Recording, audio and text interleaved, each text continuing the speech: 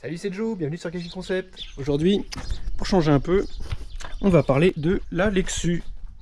Qu'est-ce que c'est que ces conneries là?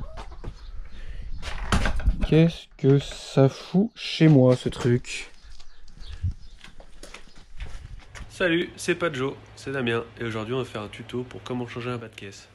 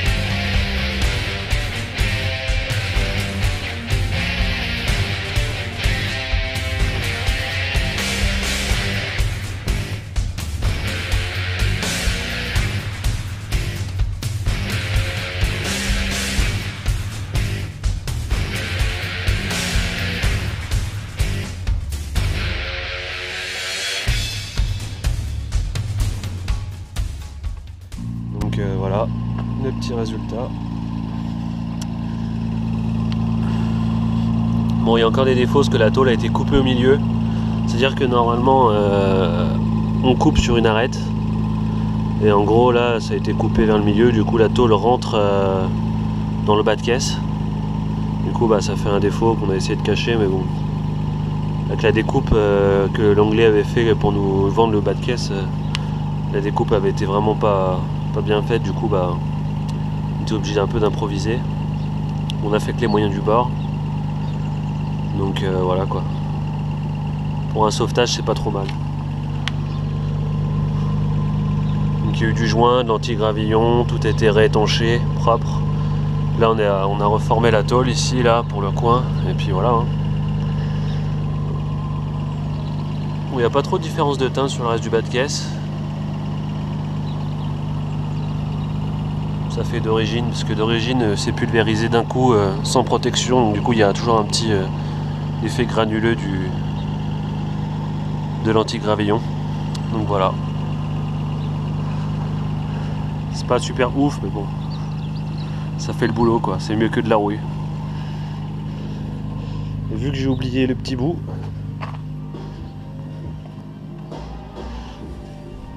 hop.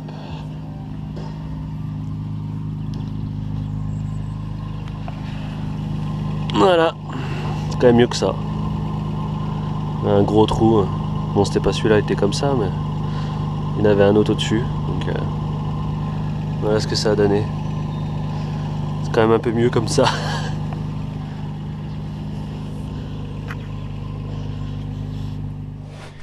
Attends, c'est quoi ce délire? Je vais l'appeler parce que là c'est pas possible. Tac, appeler. Partage en retour. Ouais, salut, ça va? Ouais, toi? Ça va. Dis-moi, je t'appelle. Peux-tu m'expliquer ce que fait ton E36 dans mon garage? Et peux-tu me dire où est ma Lexus? Alors ta Lexus, elle est entre de bonnes mains.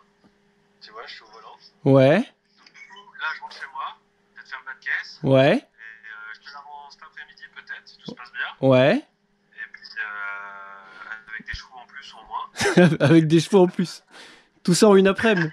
Et puis voilà. Et on fait comment? Je viens chez toi ou je viens chez toi à quelle heure? On va se rejoindre en ville plutôt, j'ai un essai routier à faire. Un essai routier pour un bas de caisse?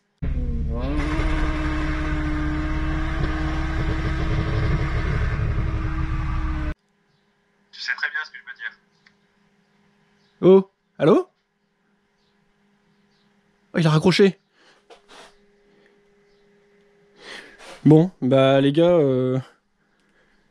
je crois que je vais aller devoir chercher ma voiture, donc je vais utiliser ça, et puis on va voir ce que ça donne. Bon, ça doit pas être si différent de ma voiture après tout. Et puis bah, du coup ce qu'on a là c'est une 325i 36 qui doit être quasiment d'origine. Plus ou moins, je pense que toutes ces conneries là ça doit être d'origine. Hein, l'espèce de machin ici, ça. Par contre c'est marrant, je savais pas que c'était des 2 places en fait les E36. J'ai toujours pensé que c'était des 4 places même en coupé. C'est étonnant. Et par contre, il y a plusieurs sets de ceintures, c'est bizarre ça. Enfin bon, ça doit être d'origine.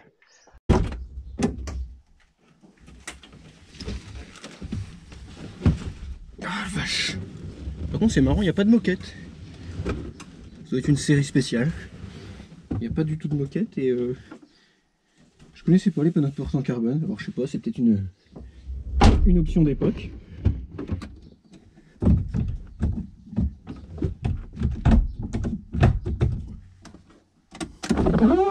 Voilà.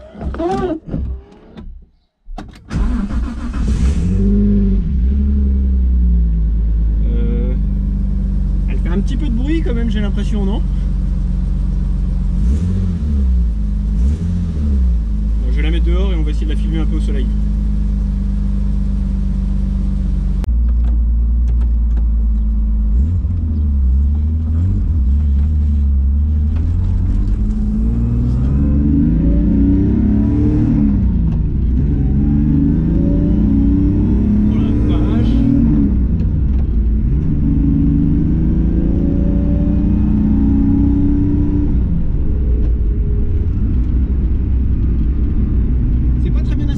BMW quand même.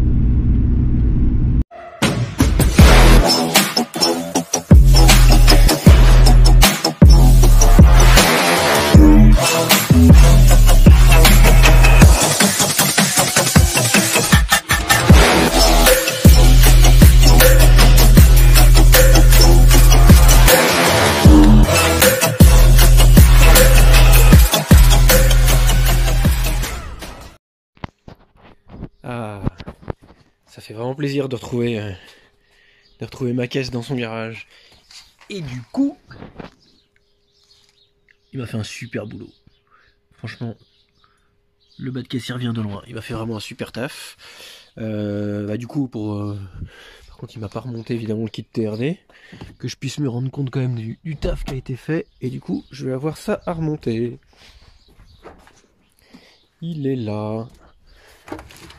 Une petite carrosserie TRD. C'est bien pratique, n'empêche, la trappe à ski. Hein. Hop là.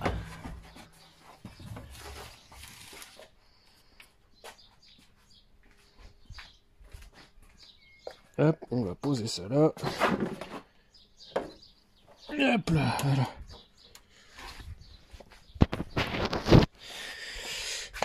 Et ben écoute, en tout cas, un gros merci à toi Damien parce que le bas de caisse revient de loin, hein, vu le trou qu'il y avait.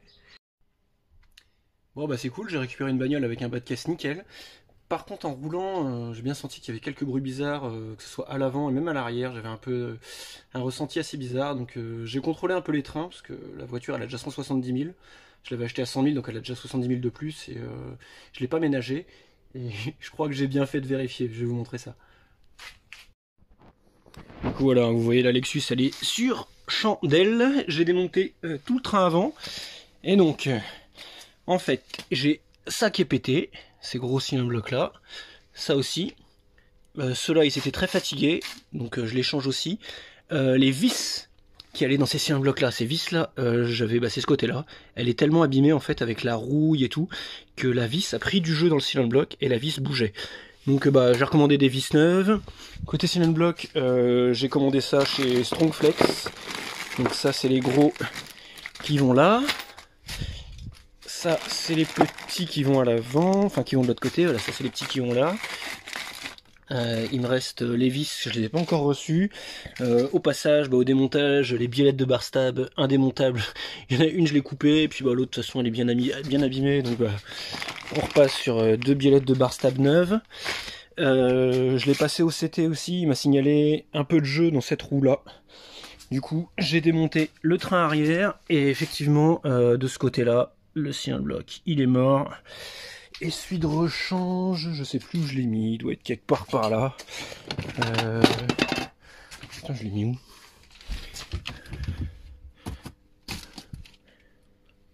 Merde, il est où? Ah bah, je l'ai commandé, il est quelque part là-dedans dans mon bordel. Le garage est vraiment en bordel, il serait temps que je le range. Bon, du coup, mes trains sont revenus avec des beaux cylindres blocs polyuréthane. J'ai commencé déjà à remonter l'arrière, et puis du coup on y réfléchissait, parce qu'il va falloir retaper une géo complète, et j'avais toujours trouvé ma Lexus un peu haute. Donc on s'est dit, bah tant qu'à faire, hein, tout est démonté. Il y a des ressorts courts qui sont arrivés, j'ai démonté mes amortisseurs. Donc bah, comme pour les cylindres blocs, hein, j'ai pas les outils qu'il faut, parce que bah, là faut des pinces. Bon, il y a moyen de le faire sans les pinces, mais c'est super dangereux, ça peut vous péter à la gueule, hein, les ressorts. Honnêtement, je vous conseille pas de démonter ça vous-même. Si vous connaissez un mécano, emmenez-le au garage, vous lui filez un billet, il vous monte ça assez rapidement en plus, hein, il met les pinces, un coup de pétard, il enlève la tête, puis il met le ressort court, il remet la tête d'amorto, c'est réglé. Plutôt que de vous prendre la tête par terre à démonter, en fait là si vous démontez ça comme ça, vous démontez ça en haut, et puis bah, le ressort, il va lâcher d'un coup, et vous pouvez vraiment vous blesser. Donc bah, je remonte pas mes trains tout de suite, là ce que je fais, je vais emmener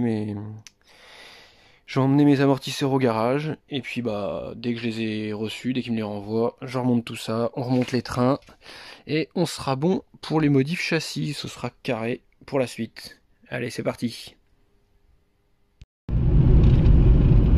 Bon, par contre j'ai juste un problème. Est-ce qu'il y a des garages encore ouverts à 22h39? Ça risque d'être un peu chaud, je crois. Ouais, je vais aller voir quand même. Bon, il est 10h54. Je crois que j'ai trouvé le garage que je cherchais, hein. Bon, j'ai descendu ça du coffre. Je suis arrivé dans un garage assez underground. Il est presque minuit, on est en semaine. Les mecs sont en train de bricoler. Tout va bien.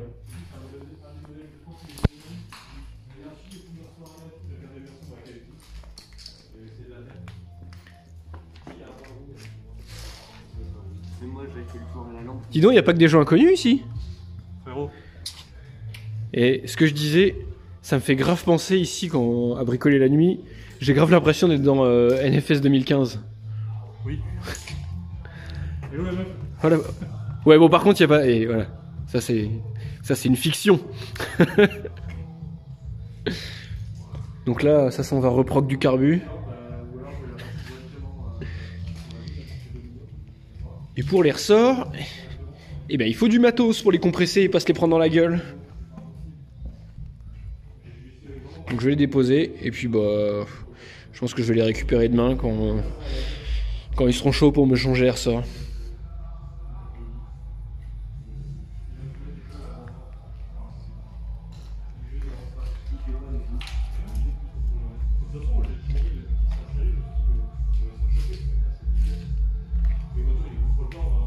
Bon, je vous ai pas filmé quand j'ai reçu les amortos parce que ça servait à rien. J'ai commencé à les remonter, donc là le train arrière il est remonté entièrement, j'ai pu y remettre la jante, l'autre côté est déjà mise.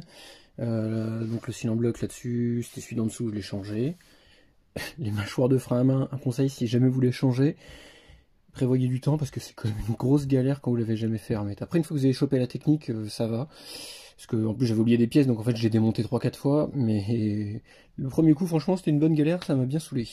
Donc là c'est ok, je vais remonter la roue, je vais pouvoir reposer la voiture au niveau de l'arrière.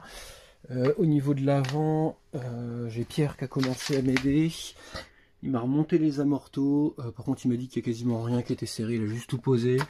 Les trains sont posés. Là il me reste l'ancienne biellette de bar stab ici qu'il faut que je coupe. Les vis ne sont pas montées au niveau des bras parce qu'en fait les vieilles les rondelles ne vont pas avec les nouvelles vis. Il va falloir que je les réentaille d'un côté. En fait vous voyez là il y a 2 méplats et les nouvelles vis il n'y a que 1 méplat, donc il va falloir que je passe un petit coup de perceuse ici dans le bas. De l'autre côté normalement c'est pareil. Ouais, c'est pareil, la marteau est remontée, le train aussi, il manque les vis, et puis voilà. Donc voilà, déjà je vais finir de reposer l'arrière, après je vais attaquer l'avant, puis de toute façon je vais vous filmer ça quand je ressortirai la voiture pour voir la hauteur qu'elle fait. Parce qu'elle risque d'être bien plus basse qu'avant, et ça j'ai vraiment hâte de voir ce que ça donne. Bon ça y est, les amortisseurs sont montés, la voiture vient de revenir de Géo. D'ailleurs, un gros merci à donc, Alexis pour le montage des ressorts, Pierre pour la géo et puis pour le coup de main aussi pour avoir remonté tous les trains avec moi. Évidemment, énorme merci à Damien, surtout Damien et son père pour le boulot effectué sur le bas de caisse, c'était quand même énorme. D'ailleurs, je l'avais pas montré, mais il m'a fait un petit cadeau avant de me rendre la voiture, Damien. C'est que il m'a monté ce truc là sur le frein à main. Donc en fait, hop, ça permet que le frein à main ne bloque plus. Donc ça s'appelle un drift button. Donc quand vous faites du drift, vous n'avez plus besoin de vous embêter à tenir le bouton pour maintenir le frein à main en virage. Là vous tirez juste... oui, je suis pas tout seul au volant. Vous tirez juste le manche et ça revient tout seul. Et quand vous voulez vous garer, vous faites ça, vous poussez le bouton vers l'avant, hop, et ça le bloque. Bon allez, on va sortir dehors et je vais vous montrer un peu la hauteur de la voiture parce qu'elle est vraiment plus basse et franchement ça change tout, elle est vraiment super belle comme ça. Donc voilà, elle est bien redescendue. De l'avant, pas énormément, peut-être, je dirais peut-être 1 centimètre de l'avant. Par contre, de l'arrière, ouais, elle est vraiment descendue. Surtout que là, on n'est pas vraiment sur du plat. Au niveau de l'entrée du garage, c'est un peu de la descente, mais elle est redescendue de facile de 2 cm à l'arrière. C'est pile poil ce qu'il fallait, je trouve, parce que ça me permet de rouler tranquille dans les routes de campagne sans frotter. Et niveau look, ça la change pas mal. Voilà, on est bon pour toutes les modifs châssis. Et puis les prochaines modifs, ce sera sur autre chose. Ça risque d'être très sympa. Allez, à la prochaine. Salut!